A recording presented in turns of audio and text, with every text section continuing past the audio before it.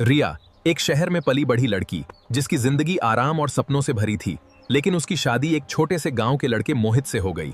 शादी के बाद जब रिया पहली बार उस गांव में पहुंची तो उसने चारों तरफ देखा और उसे महसूस हुआ कि ये दुनिया उसकी दुनिया से बिल्कुल अलग है।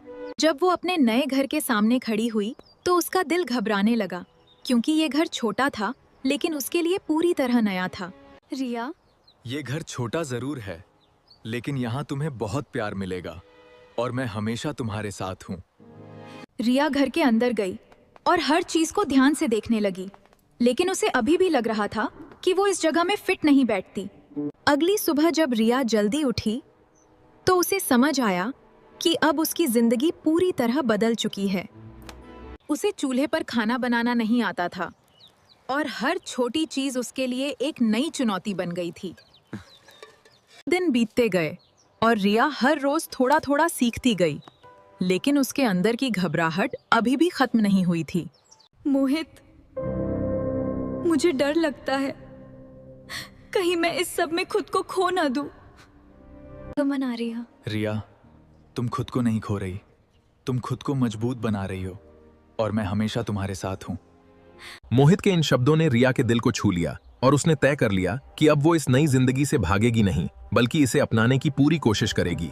अगले ही दिन से रिया ने खुद को बदलना शुरू किया। अब वो हर काम सीखने की पूरी कोशिश कर रही थी, चाहे वो कितना भी मुश्किल क्यों ना हो। धीरे धीरे रिया ने घर के हर काम को समझ लिया और अब वो पहले से ज्यादा आत्मविश्वास महसूस करने लगी थी।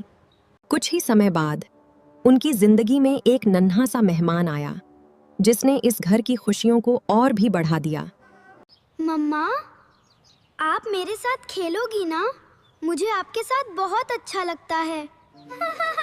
अपने बच्चे की मासूम मुस्कान देखकर रिया हर दर्द और डर भूल जाती थी और अब उसे इस घर से सच्चा लगाव हो गया था। अब रिया ने सिर्फ घर ही नहीं बल्कि पूरे गांव को अपनाना शुरू कर दिया था और धीरे धीरे वो सबकी अपनी बनती जा रही थी। मोहित के साथ खेतों में काम करते हुए अब रिया को सुकून मिलने लगा था और उसे इस जीवन में खुशी महसूस होने लगी थी। रिया ने अपने शहर के ज्ञान का इस्तेमाल करते हुए गांव के बच्चों को पढ़ाना भी शुरू कर दिया, ताकि उनका भविष्य बेहतर बन सके। समय के साथ रिया पूरी तरह बदल चुकी थी।